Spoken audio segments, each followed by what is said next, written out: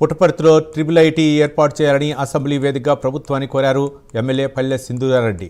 పవిత్ర పుణ్యక్షేత్రమైన పుట్టపర్తి ప్రాంతంలో triple IT ఏర్పాటు చేసేందుకు అన్ని సదుపాయాలు, మౌలిక సదుపాయాలు అందుబాటులో ఉన్నాయన్నారు. స్పందించిన మంత్రి నారా లోకేష్ ముఖ్యమంత్రితో చర్చించి పుట్టపర్తిలో ట్రిపుల్ ఐటీ ఏర్పాటుకు చర్యలు తీసుకుంటామని హామీ ఇచ్చారు. ఒక గొప్ప స్థానం ఉంది అధ్యక్ష. ఇటువంటి పవిత్రమైన పుట్టపర్తిలో ఒక ట్రిపుల్ ఐటీ ఏర్పాటు చేయడానికి అన్ని సదుపాయాలు, అవకాశాలు ఉన్నాయి అధ్యక్ష. ఇక్కడ ట్రిపుల్ ఐటీ ఏర్పాటు చేయడం వల్ల సత్యసాయి జిల్లా, అనంతపురము, కర్నూలు, చిత్తూరు, అన్నమయ్య డిస్ట్రిక్ట్స్లో గ్రామీణ ప్రాంతాల్లో ప్రభుత్వ పాఠశాలలో చదువుతున్న పిల్లలందరికీ ఉపయోగకరంగా ఉంటుంది అధ్యక్ష. కాబట్టి మీ ద్వారా మంత్రి వారిని ఇక్కడ ఒక ట్రిపుల్ ఐటీ ఏర్పాటు చేయాలని కోరుతున్నాను అధ్యక్ష.